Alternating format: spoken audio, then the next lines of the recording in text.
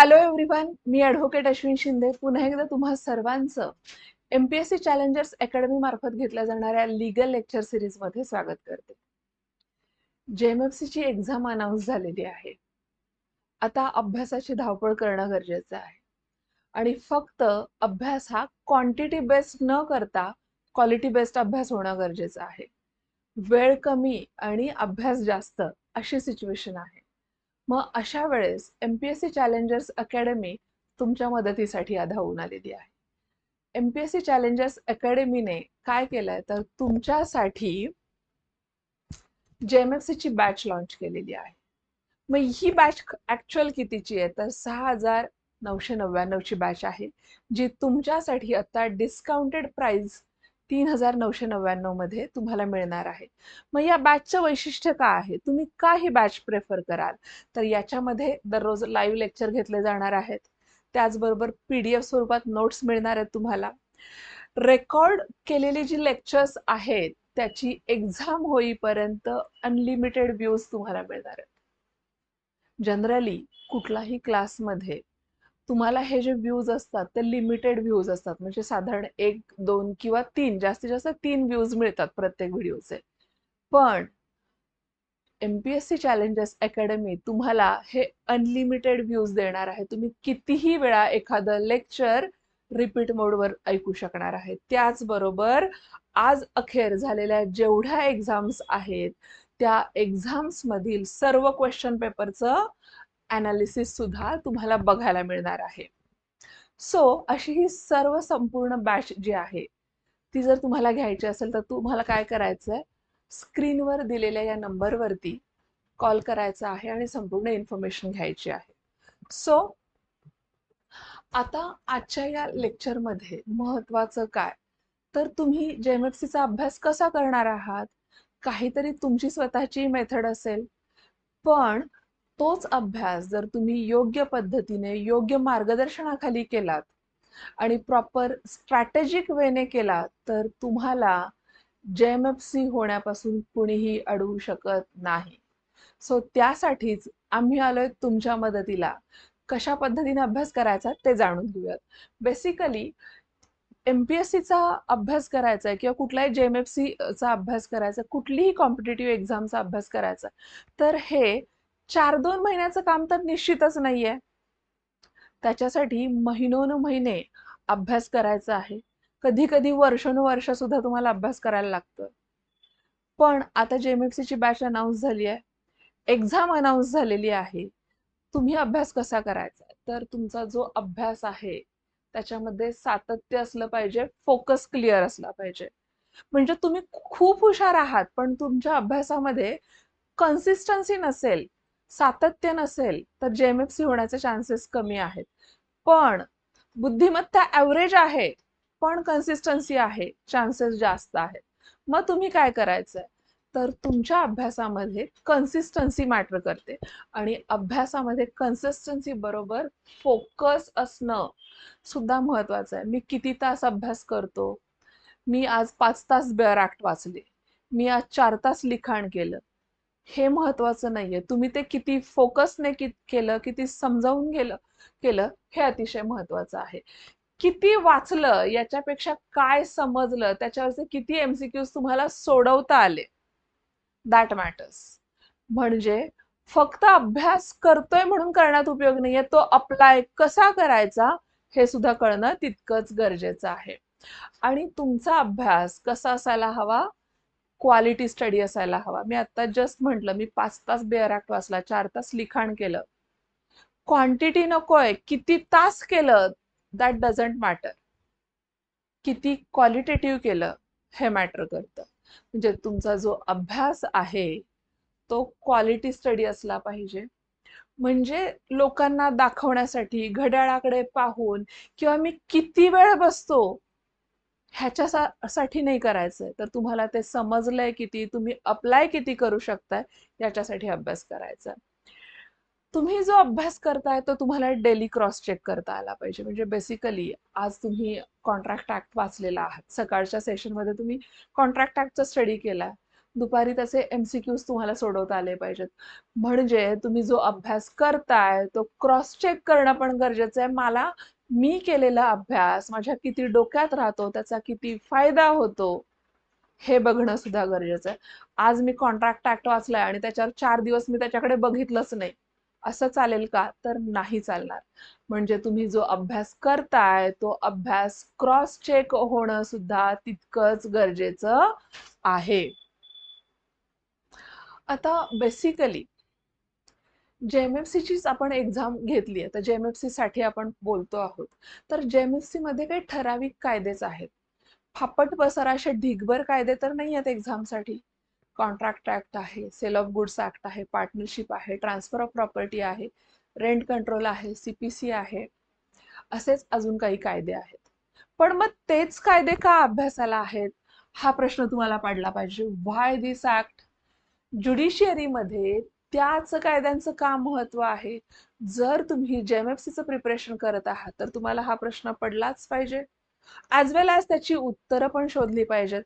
तसंच तुम्ही कुठलाही कायदा अभ्यासाला घ्या, त्याचं स्केलेटन समजून घेणं गरजेचं आहे.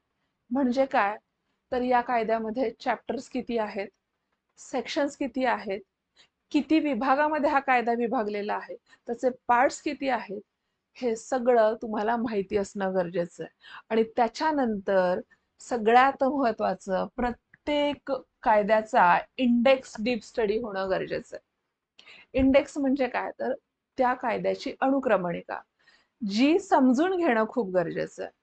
तुम्ही जर इंडेक्स समजवून न घेता अभ्यास केला तर तो तुमचा रँडम स्टडी होईल. त्याचा तुम्हाला JMF साठी कितपत उपयोग होईल त्या देवालाच माहिती. पण जर समजा तुम्ही इंडेक्स समजून घेतला, इंडेक्सच्या अनुषंगाने पुढचा बॅरॅक्ट वाचलात, तर निश्चितच तुम्हाला त्याचा फायदा होणार आहे. म्हणजे जसं की इंडेक्स समजून घेणं म्हणजे काय आहे, तर तुम्हाला रोडमॅप देण्याचं काम जे आहे तो इंडेक्स करतो. म्हणजेच इथे बघा लिहिलेलं पण आहे की इंडेक्स न वाचता बॅरॅक्ट वाचणं म्हणजे नकाशा न पाहता प्रवास करणं. दिशाहीन असा तुमचा अभ्यास होईल. आणि आता दिशाहीन अभ्यासाची वेळ नाहीये, कारण एक्झाम्स अनाऊन्स झालेल्या आहेत. बेसिकली कुठलाही सेक्शन समजून घेण्याच्या 4 स्टेजेस आहेत किंवा 4 स्टेप्स आहेत असं आपण म्हणूयात. ह्या ज्या 4 स्टेप्स आहेत, ह्या 4 स्टेप्स तुम्हाला कळाल्या तर तुम्हाला सेक्शन समजून घेणं सोपं जाईल. इन जनरल प्रत्येक कायद्यामध्ये सेक्शन्स आहेत, कॉन्स्टिट्यूशन मध्ये आर्टिकल्स आहेत. आता हे सेक्शन समजून घेत असताना काही कायद्यांचे काही सेक्शन्स हे छोटे छोटे आहेत, अगदी 1 लाइनर 2 लाइनर आहेत. पण काही ठिकाणी हेच सेक्शन अगदी पॅरेग्राफ वाईज मोठेच्या मोठे सेक्शन्स आहेत. मग ते कसे समजून घ्यायचे हे समजून घेणं महत्वाचं आहे आणि त्या पद्धतीने अभ्यास करणं गरजेचं आहे. मग काय तर तुम्ही सर्वप्रथम तो सेक्शन पूर्ण वाचा. जो काही सेक्शन आहे, तुम्ही कुठलाही कायदा घ्या. आता फॉर एक्झाम्पल आपण इंडियन कॉन्ट्रॅक्ट ऍक्ट घेऊयात, की इंडियन कॉन्ट्रॅक्ट ऍक्टचा एखादा पर्टिक्युलर सेक्शन घेतला तर तो सेक्शन पूर्ण वाचा. तुम्हाला काय समजतंय तुमचे अर्थ काढण्याचा प्रयत्न करा. ॲज वेल ॲज जेव्हा तुम्ही कुठलाही बेअर ऍक्ट वाचत असाल, कुठलाही स्टडी करत असाल, तर तुमच्याकडे डिक्शनरी असणं महत्वाचं आहे. तुम्ही जेव्हा बेअर ऍक्ट वाचत आहात, स्टडी करत आहात, तेव्हा तुमच्याकडे लीगल डिक्शनरी असणं गरजेचं आहे. तुम्हाला जे जे शब्द त्या सेक्शनमध्ये अडतील त्याचे लगेच अर्थ बघणं आणि तो अर्थ त्या पर्टिक्युलर सेक्शनला अप्लाय करून बघणं हे गरजेचं आहे. कधी कधी एकाच शब्दाचे मोर दॅन 1 मीनिंग सुद्धा असतात. मग तिथे त्या सेक्शनला कुठला ऍप्लिकेबल आहे ते बघणं आणि त्याच्यासाठी स्वतःचं ऍप्लिकेशन ऑफ माइंड वापरणं हे सुद्धा खूप गरजेचं आहे. सो पहिल्यांदा सेक्शन वाचा, सेक्शन समजून घ्या, त्याचबरोबर तो सिंपल लँग्वेज मध्ये त्याचा अर्थ काढा. आपण आपल्या मातृभाषेमध्ये एखाद्या कायद्याचा अर्थ काढणं हे आपल्यासाठी खूप गरजेचं आहे. का? तर कायदा आपण इंग्लिशमध्ये वाचतो आहोत, इंग्लिशमध्ये स्टडी करतो आहोत, पण तो समजून जर नाही घेतला तर तुम्ही घोकमपट्टी किती आणि किती प्रकारे करणार आहात. घोकमपट्टी करण्याला सुद्धा काही ना काहीतरी लिमिट आहे. पण तोच कायदा जर तुम्ही समजून घेतला तर तुम्ही तुमच्या भाषेमध्ये निश्चितच तो मांडू शकता. सो सेक्शन वाचा, तुमच्या भाषेमध्ये समजून घ्या, त्यानंतर त्या सेक्शनचे जे कीवर्ड्स आहेत ते कीवर्ड्स मार्क करा. लास्ट टाइम आपण how to read bare act हे एक लेक्चर केलं होतं आणि त्याच्यामध्ये बेअर ऍक्ट कसा वाचायचा याबद्दलही बोललो होतो आणि त्याच्यामध्ये काही पर्टिक्युलर कीवर्ड्स जे आहेत ते आपण बघितले होते. म्हणजे फॉर एक्झाम्पल शाल असेल, मे असेल, त्याचे काय अर्थ आहेत. तर प्रत्येक बेअर ऍक्ट मध्ये subject to, proviso, exceptions, provided that, notwithstanding anything असे वेगवेगळे शब्द जे आहेत ते असतात आणि त्या शब्दांनी आयदर तो सेक्शन सुरू होत असतो किंवा कुठेतरी त्याच्या प्रोव्हिजोज जे आहेत ते सुरू होत असतात. मग त्या शब्दांचा त्या सेक्शनच्या अनुषंगाने काय अर्थ होतो हे समजून घेणं सुद्धा तितकंच महत्वाचं आहे. आणि ते कीवर्ड्स तुमच्यासाठी अतिशय महत्वाचा रोल प्ले करतात अभ्यासाच्या दृष्टिकोनाने. आणि शेवटी एमसीक्यू अँगल, तो जो सेक्शन आहे तो सेक्शन एमसीक्यू साठी याच्या अगोदर विचारला गेला आहे का, विचारला असेल तर तो कशा पद्धतीने विचारला गेलेला आहे, त्यातले कुठले मुद्दे विचारले गेलेले आहेत, किंवा भविष्यात येणाऱ्या एक्झाम वरती या सेक्शन मधील कुठला मुद्दा विचारू शकतात, हा सुद्धा विचार तुमचा अभ्यास करताना झाला पाहिजे. बेसिकली अभ्यास करणं हे येरागबाळ्याचं काम नाहीये. करायचंय तर मनापासून करायचंय, स्वतःसाठी करायचंय आणि काही ना काहीतरी मिळवण्यासाठी करायचंय. ही जिद्द ठेवून जर तुम्ही अभ्यासाला लागलात तर nothing is impossible. So section कसा वाचायचा हे समजून घेतलंच तर आता जर तुम्हाला प्रिलिम क्वालिफाय करायची आहे, एक्झामची प्रिलिम क्वालिफाय करायची आहे, तर तुम्हाला काय करायला हवं, तर तुम्हाला डेफिनेशन्स वर फोकस करायला हवा. प्रत्येक कायद्याच्या ज्या डेफिनेशन्स आहेत, डेफिनेशन्स अर्थात व्याख्या ज्याला आपण म्हणतो, ह्या डेफिनेशन्स ज्या आहेत त्या मॅक्झिमम विचारले जातात आणि त्या स्कोर बुस्टर आहेत एक्झामसाठी, त्या महत्वाच्या आहेत. आता ह्या डेफिनेशन्स फक्त प्रिलिमसाठी महत्वाच्या आहेत का, तर नाही. मेन्ससाठी सुद्धा जेव्हा तुम्ही थिअरी पेपर लिहिणार आहात त्यावेळेस सुद्धा या डेफिनेशन्स तितक्याच महत्वाच्या आहेत. तसंच आताच्या ज्या प्रॉमिनंट अमेंडमेंट्स आहेत, रिसेंट अमेंडमेंट काय झालेल्या आहेत, किंवा ज्या काही ठराविक अमेंडमेंट्स आहेत ज्याला आपण लँडमार्क्स असं म्हणतो, तर त्या अमेंडमेंट्स कुठल्या आहेत, कधी झाल्या, काय कारणाने झाल्या, कुठल्या केसमध्ये झाल्या, कुठल्या कशा पद्धतीने झाल्यात, हे सुद्धा तुम्ही अभ्यासलं पाहिजे. आणि हा अतिशय महत्वाचा मुद्दा, दॅट इज लीगल मॅक्झिम्स. आपल्याकडे मराठी बोलीभाषेमध्ये खूप साऱ्या म्हणी आहेत, तशाच कायद्यामध्ये सुद्धा काही म्हणी आहेत आणि त्या म्हणींनाच आपण मॅक्झिम्स असं म्हणतो. मग या मॅक्झिम्स, लॅटिन मॅक्झिम्सचं प्रमाण आपल्याकडे जास्त आहे. मग या ज्या लीगल मॅक्झिम्स आहेत त्या लीगल मॅक्झिम्स सुद्धा तुम्हाला एक्झाम मध्ये विचारल्या जाऊ शकतात. सो किमान एक मॅक्झिम तुमचं डेली झालं पाहिजे आणि ते एक मॅक्झिम फक्त वाचायचं नाही, समजून घ्यायचं, त्याची जे काही एक्झाम्पल्स आहेत ते पण समजून घ्यायचं, ॲज वेल ॲज तुमचे कीवर्ड्सची जी आहे ती नोटबुक सुद्धा प्रिपेअर्ड असली पाहिजे. म्हणजे तुम्ही अभ्यासाला बसता, बेअर ऍक्ट असला पाहिजे बरोबर, लॉ डिक्शनरी असली पाहिजे तुमची आणि तुमची नोटबुक सुद्धा तिथे बरोबर असली पाहिजे. म्हणजे तुम्हाला जे काही कळतंय ते तुम्ही तुमच्या नोटबुकमध्ये त्या त्या वेळेला मुद्दे मांडून ठेवणं, तुमच्या भाषेतले ते मुद्दे इतरांना समजतील ना समजतील पण ते तुमच्यासाठी एक्झाम्सच्या काळामध्ये वरदान असणार आहेत, कारण तुम्ही तुमच्या लँग्वेजमध्ये तो सेक्शन मांडलेला आहे आणि तो तुम्हाला त्यावेळेस अतिशय हेल्पफुल होणार आहे.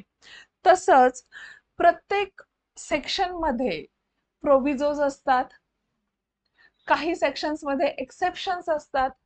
एक्सेप्शन्स अपवाद, प्रोव्हिजो तरतुदी. ज्या तरतुदी तुम्हाला, तरतुदी किंवा अपवाद याच्यावरही एमसीक्यू क्वेश्चन्स विचारले जाऊ शकतात आणि हे एक्सेप्शन्स या तरतुदी त्या पर्टिक्युलर सेक्शनचा अर्थ नव्याने उलगडायला मदत करतात. त्यामुळे जेव्हा कुठल्या कुठल्या सेक्शन मध्ये प्रोव्हिजो येत असेल, एक्सेप्शन्स येत असतील तर तेही तितकेच महत्वाचे असणार आहेत. आता एमपीएससी चॅलेंजेस अकॅडमीने जी बॅच तुमच्यासाठी लॉन्च केली आहे ती काय, त्याच्यामध्ये काय असणार आहे, तर लाईव्ह लेक्चर्स असणार आहेत. रेकॉर्डेड बॅच तर आहेच पण लाईव्ह लेक्चर्स असणार आहेत. तुमच्या अभ्यासाचा रिव्ह्यू रेग्युलरली घेतला जाणार आहे. बेअर ऍक्ट कसा वाचायचा, काय वाचायचं, कुठल्या गोष्टीला महत्व द्यायचं ते त्याच्यात असणार आहे. आणि MCQचा मुबलक स्वरूपात सराव तुमच्याकडून करून घेतला जाणार आहे. प्रिलिमसाठी महत्वाचं काय आहे, तर परफेक्ट MCQ सोडवणं आणि तेही योग्य वेळेत MCQ सोडवणं हे महत्वाचं आहे. जर तुम्हाला प्रिलिम्स क्रॅक करायचे तर तुमचा MCQचा सराव हा झालाच पाहिजे. सो आता MCQ प्रॅक्टिस आणि टेस्ट सिरीज का गरजेची असते? कुठलाही अभ्यास जेव्हा आपण करतो आहोत तो अभ्यास क्रॉस चेक करणं गरजेचं आहे. मी खूप अभ्यास करते, माझा बेअर ऍक्ट अगदी तोंडपाठ आहे, पण जेव्हा प्रश्न येतो MCQ सोडवण्याचा तेव्हा मला लक्षातच येत नाही काय करायचं. असं होऊ शकतं. म्हणजे बऱ्याच वेळा आपल्याला आपलं जे नॉलेज आहे ते एक्सप्लेन करणं, एक्सप्रेस करणं जमत नाही. आणि ते जमणं गरजेचं आहे आणि त्याच्यासाठी प्रॅक्टिस महत्वाचं आहे. मग ते प्रॅक्टिस कशाचं, तर आता प्रिलिम आहे, प्रिलिम MCQ साठी आहे, तर तुमचा MCQचा प्रॅक्टिस मॅक्झिमम होणं गरजेचं आहे. मग आपण आपल्या क्लासमध्ये काय देत आहोत, तर टॉपिक वाईज MCQ देतोय. प्रत्येक टॉपिकचे MCQज असणार आहेत, त्याच्यामुळे तुमचा जास्तीत जास्त सराव होईल. टायमर आणि सेक्शन टेस्ट असणार आहेत. सो वेळ लावून टेस्ट सोडवणं, म्हणजे योग्य वेळेत आपले टेस्ट सोडवून होतीये की नाही, सेक्शन वाईज टेस्ट सोडवणं असेल, हे सुद्धा तितकंच गरजेचं आहे. सो मिस्टेक नोटबुक, रॉंग क्वेश्चनसाठी मिस्टेक नोटबुक ठेवा, हे तुमच्यासाठी सर्वात मौल्यवान टूल आहे. जो चुका करतो तोच शिकतो आणि तो पुढे जातो, जो चुकाच करत नाही तो प्रयत्नच करत नाही असं आपण म्हणतो. सो चुका होत असतील तर होऊ द्यात, पण एक लक्षात ठेवा, एक चूक एकदाच झाली पाहिजे, पुढच्या वेळेस दुसरी नवीन चूक करा. याच्यामुळे काय होईल, एक वेळ अशी येईल की तुमच्या चुका कमी आणि परफेक्शन जास्त येईल. सो त्या आपल्या काय चुका होत आहेत हे सुद्धा तुमचं लिहून ठेवलेलं असलं पाहिजे, जेणेकरून त्या चुका रिपीट होणार नाहीत. नेक्स्ट आहे 30 to 40 मिनिट्स अनालिसिस. प्रत्येक टेस्ट नंतर तुम्ही जे काही सोडवलंय त्याचं अनालिसिस होणं गरजेचं आहे. अनालिसिस करून घेतलं जाणार आहे आणि म्हणून या टेस्ट सिरीज आणि MCQ प्रॅक्टिस तितकंच महत्वाचं आहे. आता ही जी MCQ क्वेश्चन्स असतील किंवा रेकॉर्डेड बॅच असेल किंवा लाईव्ह लेक्चर्स असतील, हे सगळं का आणि कशासाठी, तर जास्तीत जास्त विद्यार्थ्यांना प्रिलिम्स क्वालिफाय करून मेन्सचा अभ्यास सुरू करण्यासाठी. आणि म्हणूनच MPSC चॅलेंजर्स अकॅडमीची लाईव्ह प्लस रेकॉर्डेड बॅच तुम्हाला अभ्यासामध्ये खूप हेल्प करेल. मग हे लाईव्ह लेक्चर्स, दररोजचे topic wise directions, topic wise discussions तुमच्या अभ्यासामध्ये अतिशय महत्वाचा रोल प्ले करणार आहेत. तुमचे जे काही डाऊट्स असणार आहेत तेही लाईव्ह लेक्चर्स मध्ये क्लिअर केले जाणार आहेत. डेली टार्गेट्स तुम्हाला दिले जाणार आहेत की अभ्यास काय करायचा, कशा करायचा. रेकॉर्डेड बॅचचा बॅकअप जो आहे तोही तुमच्याकडे असणार आहे. जर तुम्ही ऍप मधून ही बॅच खरेदी करत असाल तर जोपर्यंत तुमची एक्झाम होत नाही तोपर्यंत तुमच्याकडे रेकॉर्डेड बॅच तुम्ही मल्टिपल टाइम रिवाइज करून ऐकू शकता. This is a strong benefit. Okay, so हेही महत्वाचं आहे. आणि प्रिलिम्सची जी स्ट्रॅटेजी आहे, so day by day section wise keyword सांगणं, डेफिनेशन सांगणं, अमेंडमेंट सांगणं, त्याच्यावर कशा पद्धतीने प्रश्न येतील, हे सगळंच या बॅच मध्ये होणार आहे.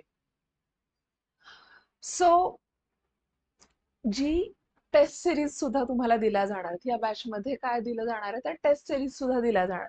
मग ह्या टेस्ट सिरीज काय आहेत, तर त्याच्यामध्ये प्रकरण निहाय, ज्याला आपण चॅप्टर वाईज अनालिसिस असेल, चॅप्टर वाईज टेस्ट सिरीज असतील, की प्रत्येक बेअर ऍक्ट वाईज, ज्याला आपण कायदा निहाय चाचण्या म्हणतोय, किंवा ज्याला अगदी बेअर ऍक्ट वाईज तुम्हाला टेस्ट सिरीज दिली जाणार आहे.